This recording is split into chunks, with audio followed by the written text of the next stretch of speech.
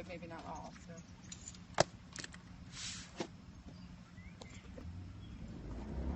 Okay, I need one person to look at. Right up the middle. That's down, up at you. Okay. Can we get your name first? Yes, I am Sergeant Anna Rose of the United States Park Police. All right, walk us through what happened, Sergeant. Sure. Shortly before 5 p.m., a vehicle traveling southbound on the George Washington Memorial Parkway and a tour bus traveling northbound on the George Washington Memorial Parkway south of Stratford Lane, let me start over.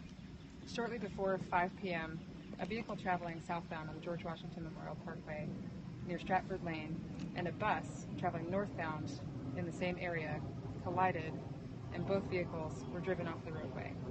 The tour bus, which is described as a shuttle bus carrying approximately 20 passengers, landed on its side and slid for a distance. At this time, we can confirm there's one fatality, a passenger from the bus. There were, let me check my notes, excuse me.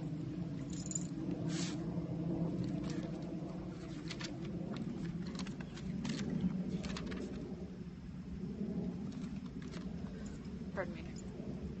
There were 15 injuries. Of the 15 injured, there are 3 in critical condition. I can tell you that.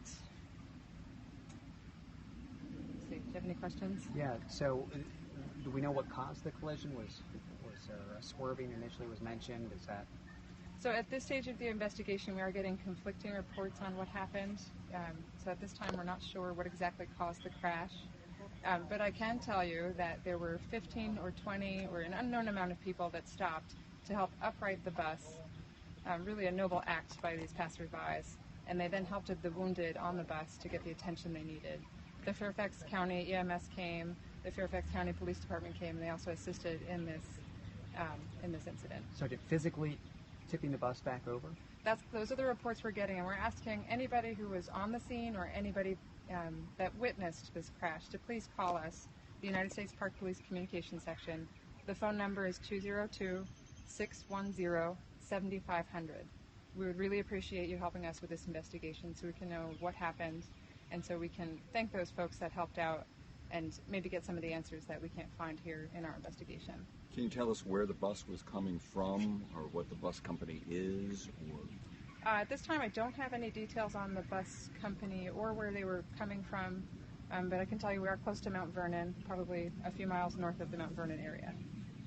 Any ages on the people on the bus? Were they kids or adults? I don't have a description at this time of anybody's age, no. We're told they're foreign nationals. Do you know where they're from? At this time, I'm not able to release that. It's part of the investigation. Can you say anything about whether or not there were seatbelts on that bus?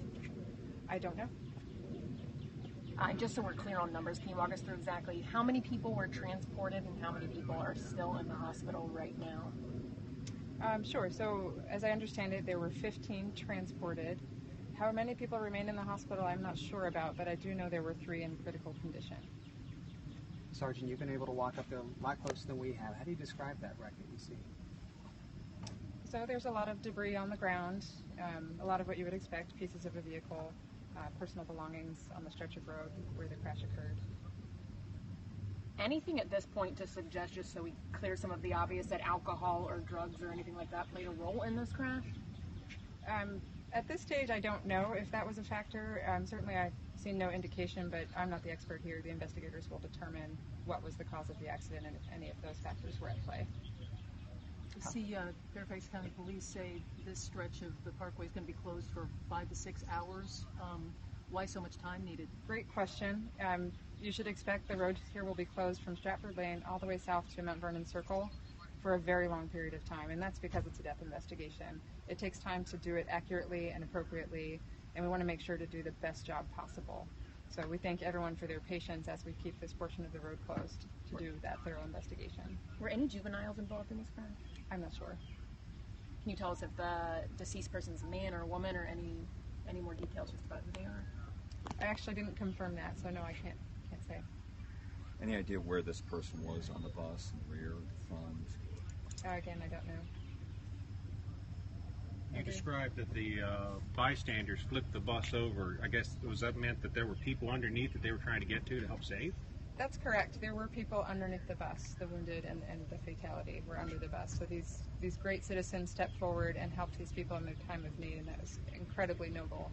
And again, I'll reiterate, please call us if you were there or if you witnessed this scene. We understand that some of them may have been in the military, so that might key you in as to who it may have been in this area of the roadway or close to Fort Belvoir. Again, the phone number to call if you have any information, 202-610-7500.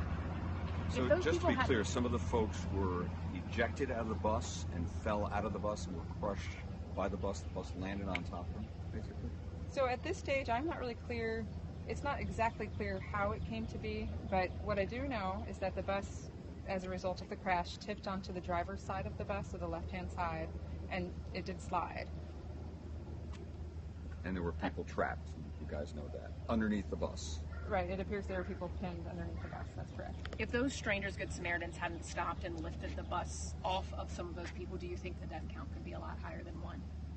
I don't know the extent of anyone's injuries, but they certainly did those folks a favor and certainly helped them, to get the help they needed.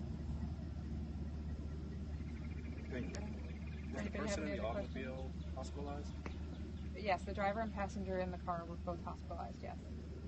And the Were bus those was critical definitely going injuries? southbound. The bus was traveling northbound, and the Northbound, car was okay. traveling southbound. Okay. Correct. So in the initial press release that came out, it said 19 were transported, 18.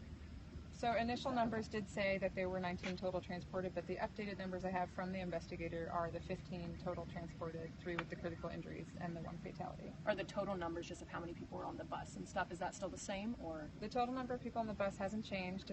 As far as I understand, that was 19 people, including the driver. And then 2 in the car. Correct.